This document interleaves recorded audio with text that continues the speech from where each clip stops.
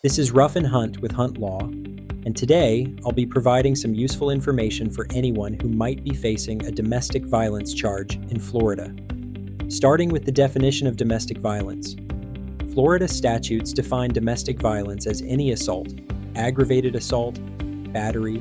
aggravated battery, sexual assault, sexual battery, stalking, aggravated stalking, kidnapping, false imprisonment, or any criminal offense resulting in physical injury or death of one family or household member by another family or household member. Family or household member means spouses, former spouses, persons related by blood or marriage, persons who are presently residing together,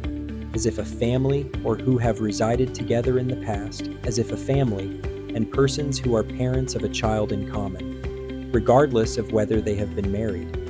With the exception of persons who have a child in common, the family or household members must be currently residing, or have in the past, resided together in the same single dwelling unit.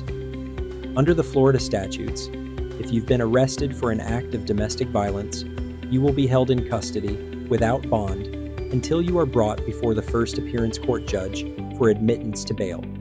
Florida statutes impose mandatory jail time in certain domestic violence situations. For example, if a person is adjudicated guilty of a crime of domestic violence, and the person has intentionally caused bodily harm to another person, the court shall order the person to serve a minimum of 10 days in the county jail for a first offense, 15 days for a second offense, and 20 days for a third or subsequent offense. Additionally,